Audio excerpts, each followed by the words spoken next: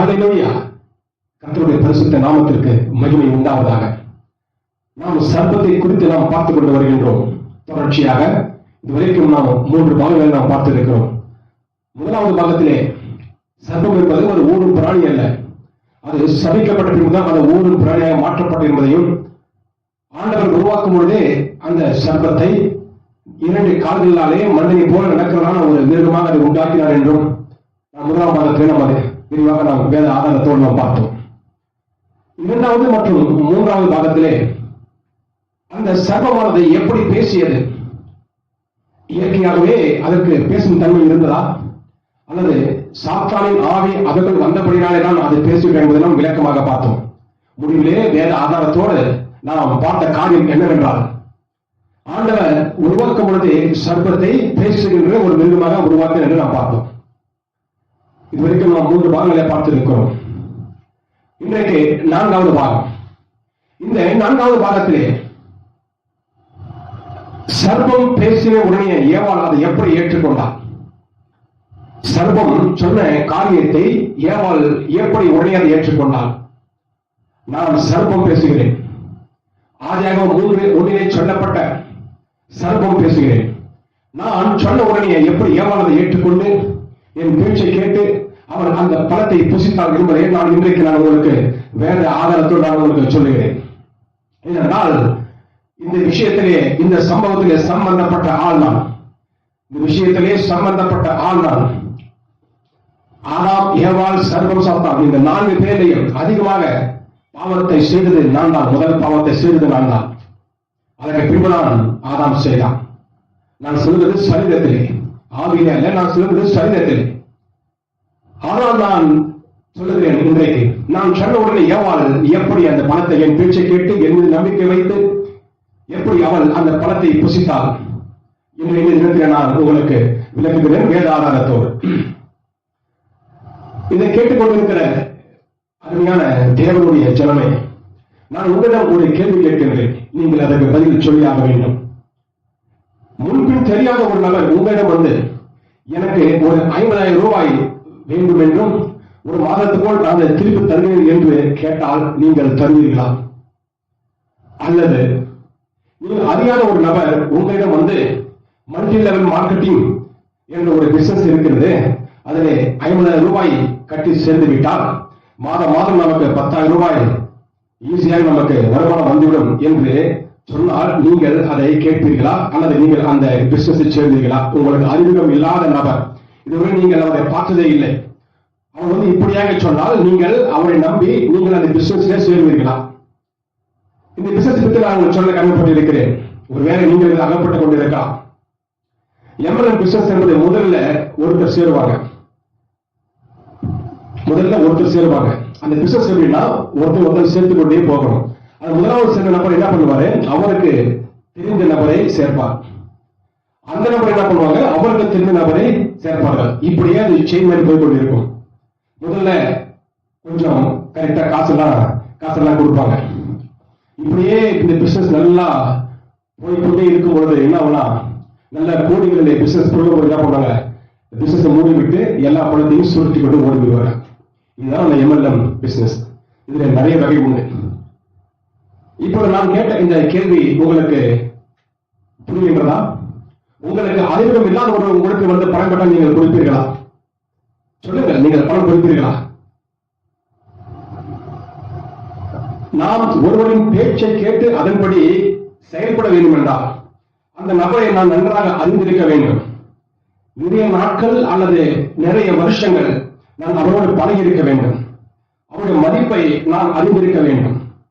அவர் சொன்னால் கரெக்டா இருக்கும், இவருடைய பேச்சை கேட்டால் நாம் நிறைய பணம் சம்பாதிக்கலாம் என்று அவர் மீது அதிக நம்பிக்கை இருந்தால் மட்டுமே அவர் சொல்படி நாம் செயல்படுவோம். முன்பின் அறியாத ஒரு நபரோ அல்லது நம்பிக்கை இல்லாத ஒரு நபரோ இருந்தால் நாம் அவர் பேச்சை நிச்சயம் கேட்க மாட்டோம்.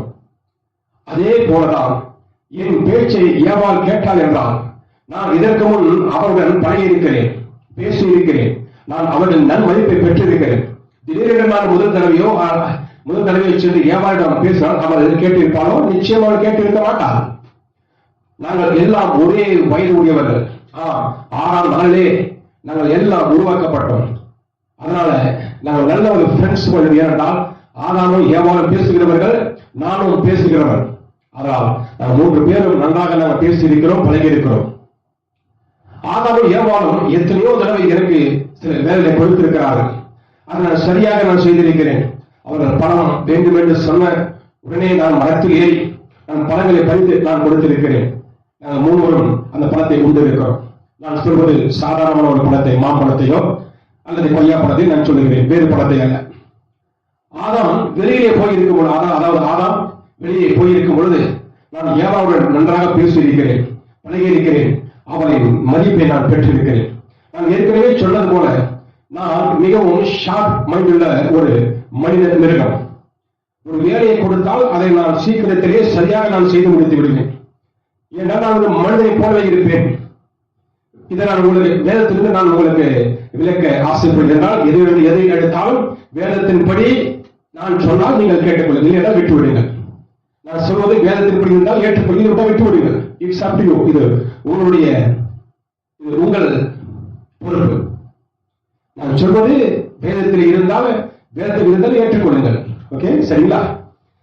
இதை நான் உங்களுக்கு விளக்குகிறேன்.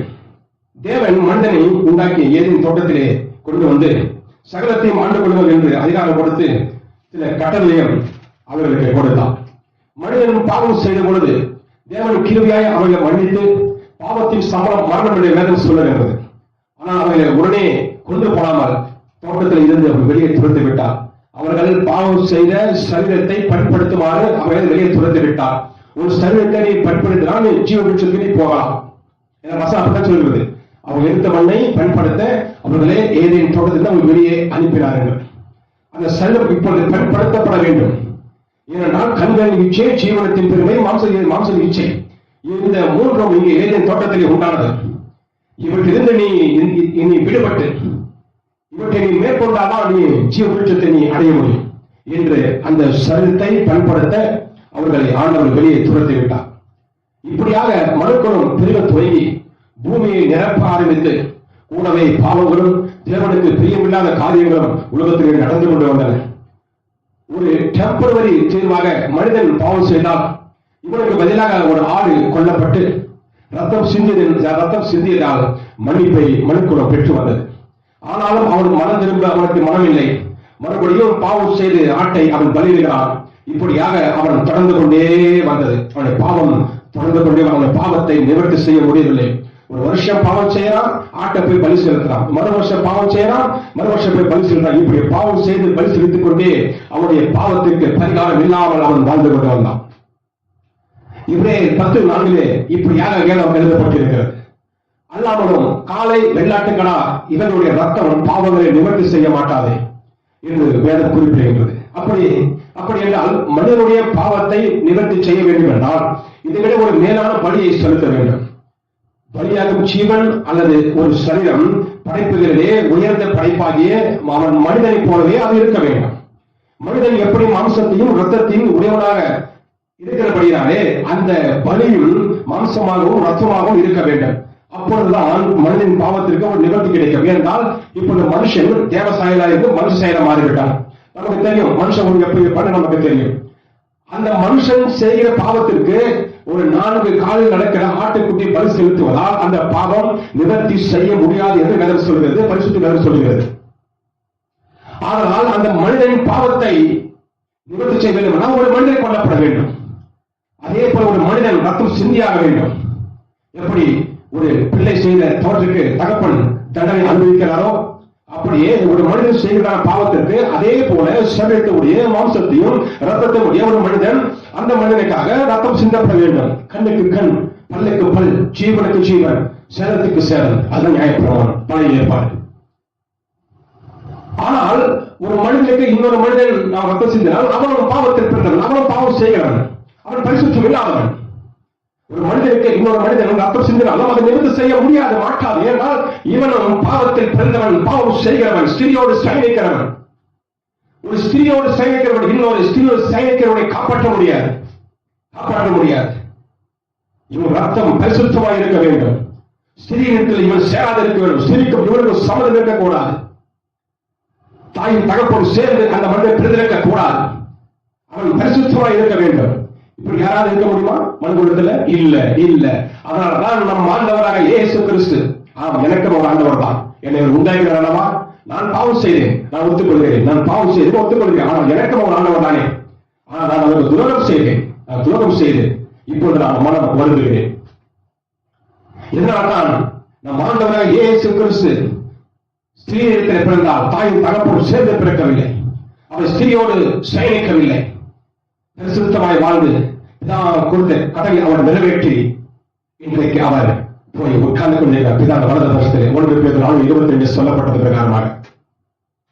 ஆகையால் எபிரேயர் 2:14 பிள்ளைகள் மாம்சத்தையும் இரத்தத்தையும் உடையவர்களாக இருக்க அவரும் அவர்களைப் போலவே மாம்சத்தையும் இரத்தத்தையும் உடையவர்களாக என்று எபிரேயர் 2:14 இப்படியாக சொல்லுகின்றது. மனிதர்கள் மாம்சமும் இரத்தமும் பேசுகிறவர்களாய் இருப்பதனால் இயேசு கிறிஸ்துவும் மாம்சமும் இரத்தமும் பேசுகிறவராய் இந்த உலகத்திலே வந்தார். ஒருவேளை நம் ஆண்டவராக இயேசு கிறிஸ்து யூத ராஜா, நம்ம எப்படி அழைக்கிறோம், அவர் யூத ராஜ சிங்கம் என்று அழைக்கிறோம். அவர் மனித சாயலில் வராமல் அவர் ஒருவேளை அவர் சிங்கத்தை போலவோ அதை போல அவர் உருவம் கொண்டு இந்த உலகத்தில் அவர் வந்திருந்தார், வந்து பரலோகத்தின் ராஜ்ய சுவிசேஷத்தை அறிவித்திருந்தார், நாம் எத்தனை பேர் ரட்சிக்கப்பட்டிருப்போம்? ஒரு சிங்கம் வந்து இறங்கி வந்து சொன்னா நாம் ரட்சிக்கப்பட்டிருப்போமா? ஒருவருக்கும் ரட்சிக்கப்பட்டிருக்க மாட்டோம். இயேசு கிறிஸ்து மனிதனை போலவே பிறந்து, மனிதனை போலவே வளர்ந்து, மனிதனை போலவே ரத்தமும் சதையும் பேசுகிறவர்களாக இருந்தார். அதனால் தான் அவர் சொன்ன போதைகளை மக்கள் ஏற்றுக்கொண்டு நாம் ரட்சிக்கப்பட்டிருக்கிறோம். அதாவது நீங்க ரட்சிக்கப்பட்டிருக்கிறீர்கள், நான் சர்வம் பேசுகிறேன். அதனால் தான் அவரை கண்டும் இல்லாததனால் கூட காணாமலே நீங்கள் விசுவாசித்து ரட்சிப்பை பெற்றிருக்கிறீர்கள். நான் ஒரு பன்றியாகவோ அல்லது மானாகவோ அல்லது ஒரு சிங்கமாகவோ அல்லது ஒரு கழுதையாகவோ நான் இந்த உலகத்தில் இருந்து நான் ஏவாள் பேசியிருந்தால் என் பேச்சை ஏவாள் கேட்டிருப்பாளா? நான் ஒரு பன்றியாகவோ அல்லது ஒரு மிருகம் அல்லது ஒரு சிங்கமாகவோ அல்லது புலியாகவோ அல்லது கரடியாகவோ அல்லது நாய்க்குட்டியாகவோ இருந்து நான் ஏவாளிடம் நான் பேசுகிறேன், அவள் நான் சொல்ல அவள் கேட்டிருப்பாளா? என் பேச்சை அவள் கேட்க வேண்டும் என்றால் நானும் அவர்களை போலவே இருந்தால்தான் என் பேச்சை கேட்டு அதன்படி அவள் செய்வாள். எப்படி? ஆமாம், இயேசு கிறிஸ்து அப்படித்தானே வந்தார், நம்மை போலவே வந்தார். அதான் நாம் சொல்லுதெல்லாம் கேட்டோம். இப்பொழுது நான் என்னை மனிதன் என்றும் அல்லது காட்டில் வாழும் ஒரு காட்டுவாசி மனிதன் என்றும் அப்படி கூட நான் என்னை சொல்லிக் கொள்ளலாமே. அந்த லெவலுக்கு நான் போக விரும்பவில்லை. இனி நான் என்னை மனித மிருகம் என்று சொன்னால் அது எனக்கு சரியான வார்த்தையாகும். இனி நான் என்னை மனித மிருகம் என்று சொன்னால் அது எனக்கு சரியான வார்த்தை என்று நான் நினைக்கின்றேன். எனக்கு மட்டும் ஆத்துமா இருந்திருந்தால் நான் என்னை மனிதனே நான் சொல்லியிருப்பேன். மிருகங்களுக்கு ஆத்துமா இல்லை, ஆதலால் இனி நான் என்னை மனித மிருகம் என்று சொல்லிக் கொண்டு நான் பெருமைப்படுகிறேன். மிருகத்தை விட மனிதன் கேவலமாக நடந்து கொண்டிருக்க, மனிதனை விட மிருகம் மேலாக நடந்து கொண்டிருக்க, என்னை மனித மிருகம் என்பது கூறுவது என்ன தவறு இருக்கிறது? நான் உங்களுக்கு சொல்லுகிறேன், சிலபடி சொல்லுகிறேன், எவ்வளவோ இருக்கிறது, அது நான் சிலபடி நான் உங்களுக்கு சொல்லுகிறேன். மனிதன் செய்கிற கேவலத்தை நீங்கள் பாருங்கள், கேளுங்க, நான் உங்களுக்கு வாசிக்கிறேன். ஆணோடு ஆண் பாவம் செய்கிறான், கற்பழிக்கிறான், கூட்டு பலாத்காரம் செய்கிறான், கேங் ரேப் செய்கிறான், சிறு குழந்தைகளை கற்பழிக்கிறான், இன்னும் எத்தனையோ உள்ளது. நான் மீண்டும் வாசிக்கிறேன். ஒரு மனிதன் செய்கிறதான கேவலமான செயல்களை நான் உங்களுக்கு சுட்டி காட்ட விரும்புகிறேன். ஆணோடு ஆண் பாவம் செய்கிறான், கற்பழிக்கிறான், கூட்டு பலாத்காரம் செய்கிறான், கேங் ரேப் செய்கிறான், சிறு குழந்தைகளை கற்பழிக்கிற ஒரு சின்ன பிள்ளை என்று கூட பாராதபடி சிறு பிள்ளையை கற்பழித்து கொடூரமாக கொலை செய்கிற மனிதன் செய்கிற கேவலத்தை நீங்கள் பாருங்கள். நான் உங்களுக்கு கேட்கிறேன், நீங்கள் எப்பொழுதாவது மிருகங்கள் கூட்டு பலாத்காரம் செய்தது என்று கேள்விப்பட்டிருக்கிறீர்களா? எந்த ஒரு மிருகமோ ஒரு சிறு குட்டியை பாலியல் பலாத்காரம் செய்தது என்று நீங்கள் கேள்விப்பட்டிருக்கிறீர்களா? ஆண் மிருகம் இன்னொரு ஆண் மிருகத்தோடு சேர்ந்து பாவம் செய்தது நீங்கள் எப்போது நீங்கள் கேட்டிருக்கிறீர்களா? மிருக இனத்திலே எத்தனையோ சாதிகள் உண்டு. சிங்க ஜாதி, புலி ஜாதி, கரடி ஜாதி, மான் ஜாதி, நாய் ஜாதி, பட்டி ஜாதி, இப்படி எத்தனையோ வகை உண்டு. நீங்கள் எப்பொழுதாவது ஒரு சிங்கம் ஒரு மானை கற்பழித்தது என்று கேள்விப்பட்டிருக்கிறீர்களா? அல்லது ஒரு புலி கரடியோடு சேர்ந்தது என்று கேள்விப்பட்டிருக்கிறீர்களா? ஆனால் மனிதன் பல வகையான மிருக சாதோடு அவன் பாலியல் புலவு செய்கிறான். ஆனால் மனிதன் கேவலமான மனிதன் மிருகத்தை விட கேவலமானவன். இப்படி மனிதன் மிருகத்தை விட கேவலமாக நடந்தாலும் அவனை மனிதன் என்றுதான் அதை நீங்கள் அழைக்கிறீர்கள். சில நேரம் மனிதன் மிருகம் என்று அழைக்கிறீர்கள். எப்படி? இந்த பொள்ளாச்சி பாலியல் வழக்கிலே அந்த சம்பந்தப்பட்ட 9 பேரையும் நியூஸ் சேனல் இப்படியே சொல்றாங்க, அந்த மனித மிருகங்கள் என்று அவர்களை பற்றி குறிப்பிட்டிருக்காங்க. அந்த 9 பேரும் யாருங்க? மனித மிருகங்கள் என்றால் அவர்கள் கூற்று பலாத்காரம் செய்தார்கள். ஒரு மிருகம் கூட இப்படி செய்வதை நான் கேள்விப்படவில்லை, நான் பார்க்கவில்லை. இப்படி மனிதன் ஒரு மிருகமாகவோ அல்லது மிருகத்தை விட கேவலமாக நடந்திருக்க அவனை மிருகம் என்று குறிப்பிட, மனிதன் விட மேலான நடக்கையிலே உள்ள என்னை மனித மிருகம் என்று அழைப்பது சிறந்த சொல்கள் நான் நினைக்கின்றேன். 1 கொரிந்தியர் 15:32 நான் எபேசிலே துஷ்ட மிருகங்களுடைய போராடினேன் என்று பவுல் கொரிந்து சபைக்கு எழுதுகிறார். அதாவது பவுல் எழுதுகிறார், நான் துஷ்ட மிருகத்தோடு நான் போராடினேன் என்று. நமக்கு தெரியும் அல்லது உங்களுக்கு தெரியும், சிம்சன் ஒரு தடவை சிங்கத்தோடும் தாவீது ஒரு தடவை சிங்கத்தோடும் இன்னொரு முறை கரடியோடும் அவர் போராடி இருக்கிறார்கள். ஆனால் பவுல் இங்கு எந்த மிருகத்தோடு அவர் போராடினார்? மனுஷன் தான் மிருகம் என்று, அதுவும் துஷ்ட மிருகம் என்று பவுல் குறிப்பிடுகிறார். மனிதனை துஷ்ட மிருகம் என்று பவுல் குறிப்பிடுகிறார். ஆனால் நான் முடிவாக உங்களுக்கு சொல்வது என்னவென்றால், எப்படி உங்களை மீட்கும்படியாக நீங்கள் ரத்தமும் மாம்சமும் சரியமாக பேசுவதாக இருக்கிறபடினாலே உங்களைப் போலவே இயேசு கிறிஸ்து உலகத்தில் வந்து ரத்தமாக வந்தார், மாம்சமாக வந்தார், பேசுகிறவராக வந்தார், வந்து ஜீவனை கொடுத்தால் நீங்கள் ரட்சிக்கப்பட்டிருக்கிறீர்கள். அவர் சொல்வதை கேட்டு நீங்கள் ரட்சிக்கப்பட்டிருக்கிறீர்கள். அப்படியே ஏவாள் நான் சொல்வதை எப்படி அவள் கேட்டார்கள் என்றால், நானும் அவளைப் போலவே நான் இருந்தேன், நான் அவளைப் போலவே பேசினேன், நான் அவளைப் போலவே 2 காலம் நடந்தேன், நான் அவளைப் போலவே ஒரு மனுஷனை போல இருந்தபடினால் தானே நான் சொல்வதை அவள் கேட்டான். ஏற்கனவே சொன்னது போல நான் ஏவாளுக்கு புதிய முகம் அல்ல, நான் ஏவாளுக்கு புதிய முகம் அல்ல, நான் நன்றாக பழகியிருக்கிறேன், கிட்டத்தட்ட பல வருஷங்கள் பழகியிருக்கிறேன், நன்றாக இருந்திருக்கிறேன், அவள் நன்மை பெற்றிருக்கிறேன். அதனால் தான் நான் சொல்வதை அவள் நம்பி, நான் சொல்வதை அவள் நம்பி, நான் சொன்ன காரியத்தை அவள் புசித்தாள், பணத்தை புசித்தாள், பணத்தை புசித்தாள். புசிக்க கூடாது என்று ஆண்டவர் கட்டளையிட்டிருக்க அதையும் மீறி அவள் புசித்த வேண்டாம். நான் எந்த அளவுக்கு நான் நல்ல மதிப்பெண்ணை பெறுவதை நீங்கள் கொஞ்சம் யோசித்து பாருங்க. ஆண்டவருடைய கட்டளையே மீறுவது என்பது எவ்வளவு ஒரு துணிகள், எவ்வளவு ஒரு துணிகள். அதையே மீறி அவள் செய்தாள் என்றால் என் மீது எவ்வளவு நம்பிக்கை வைத்திருப்பாள், நான் எவ்வளவு அவர்கள் பழகியிருப்பேன்.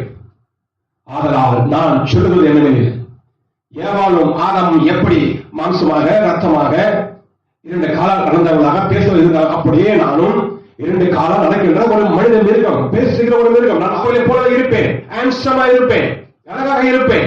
தேவன் அப்படியே என்னை உண்டாக்கினார், ஏன் எனக்கு தெரியவில்லை. உண்டாக்கினது தேவன், அவரை தான் கேட்க வேண்டும், ஏன் இதை உண்டாக்குகிறேன். இதுதான் உண்மை, இதுதான் உண்மை.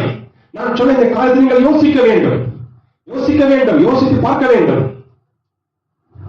அப்ப உங்களுக்கு எல்லாம் உங்களுக்கு தெரிய வரும், இதற்கு ரகசியம் உங்களுக்கு புரிய வரும். இந்த ஏதேன் தோட்டத்திலே உண்டான கண்களின் இச்சை, மாம்சத்தின் இச்சை, ஜீவனத்தின் பெருமை, 3 இங்கே உண்டானது, இங்கேதான் உண்டானது. நான் தனதை உருவாக்கினேன், ஏவாளுக்கு உருவாக்கி கொடுத்தேன், அவள் ஆதாமுக்கு உருவாக்கி கொடுத்தார். இந்த உலகமே அது அடிமைப்பட்டுக் கொண்டிருக்கிறது. மீட்க இயேசு கிறிஸ்து ரத்தம் சிந்தியும் அதிலிருந்து ஒருவர் வெளியே வராதபடி அந்த இச்சை அவ்வளவு பெரிதாக இருக்கிறது, இன்பமாக இருக்கிறது. இச்சை இச்சை இச்சை, நான் கொடுத்த இச்சை, நான் கற்றுக் கொடுத்த இச்சை, ஏவாளுக்கு கற்றுக் கொடுத்த இச்சை, அவள் ஆதாமுக்கு கற்றுக் கொடுத்தாள், ஆதாமுக்கு கற்றுக் கொடுத்தாள். வம்ச இச்சை, வம்ச இச்சை உலகத்தையே நிச்சயிக்கும். ஆண்டவர் கட்டளையே தூக்கி போடும், ஆண்டவரே தூக்கி போடும். அவ்வளவு ஒரு கொடிய இன்பமான இச்சையை நான் தான் உங்களுக்கு உருவாக்கி கொடுத்தேன். தோட்டத்திலே உருவான இதை இயேசு கிறிஸ்து சிலுவையிலே எப்படி அதை அழித்தார் என்று நான் கடைசி உங்களுக்கு சொல்கிறேன். அந்த தோட்டத்தில் உண்டான கண்களின் இச்சை, ஜீவனத்தின் பெருமை, மாம்ச இச்சை ஆகிய 3ஐயும் இயேசு கிறிஸ்து எப்படி சிலுவையே அதை மேற்கொண்டார், அதை நான் உங்களுக்கு கடைசி நான் உங்களுக்கு சொல்லுகிறேன். இப்படி நீங்க அறிந்து கொள்ள வேண்டியது என்னவென்றால், நானும் ஏவாளை போலவே மனுஷனாக இருந்தபடியானேதான் நான் சொல்வதை அவள் கேட்டு பணத்தை புசித்தாள். அல்லேலூயா. இது 4வது பாகம். அடுத்து 5வது பாகத்திலே எதற்காக சாத்தான், அதாவது எஜமானாகிய சாத்தான் எதற்காக அவன் என்னை தேர்ந்தெடுத்தான், எதற்காக என்ன ஏனென்றால் எவனோ மிருகங்கள் உண்டு, அவன் எல்லாவற்றையும் விட்டு என்னை மட்டும் எப்படி அவன் தேர்ந்தெடுத்தான் என்பதை 5ஆம் பாகத்தில் நாம்